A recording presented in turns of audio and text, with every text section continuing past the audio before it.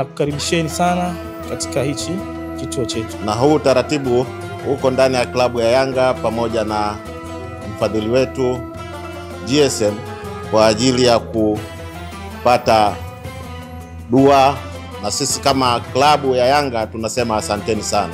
Na leo tuweke dua zetu, tuweke dua yetu kali zaidi ili tuweze kufanikiwa katika kuianza safari yetu ya mechi yetu ya kwanza ya hatua za makundi za kombe la klabu bingwa Afrika.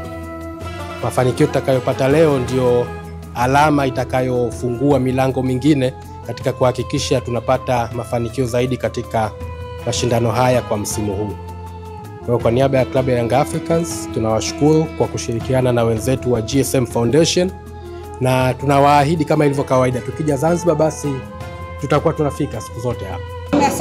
Sadaka hii tunakuomba ipokee kwa mikono yako ya rehema, kama wanavyosema sadaka unaipokea mwenyewe kwanza kabla haijatufika sisi, na tunakuomba iwe ndio kheri yao kufanikiwa katika jambo lao hili ambalo wanataka kulifanya. Tunakuomba wafanikishe kwa mapenzi yako ya Allah. Wewe ndio tunakutegemea kwa hali zetu zote. Wajalie wageni wanakuja hapa, wajalie kila laheri, ndio kila la shari, watimize malengo yako ya Rabbi.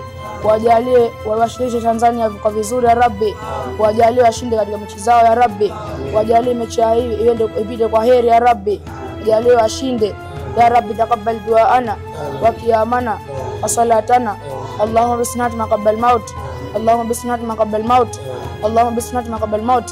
Rabbana atina fid dunya hasan wa fil akhirati hasan wa adhaban nar. Sallallahu alaihi wasallam Muhammad wa ala alihi wa sahbihi wa sallam. اللهم لا سهل إلا ما جعلته سهلا وأنت تجعل الحزن إذا شئت سهلا. رب اشرح لي صدري ويسر لي أمري واحلل عقدة من lisani yafqahu qawli.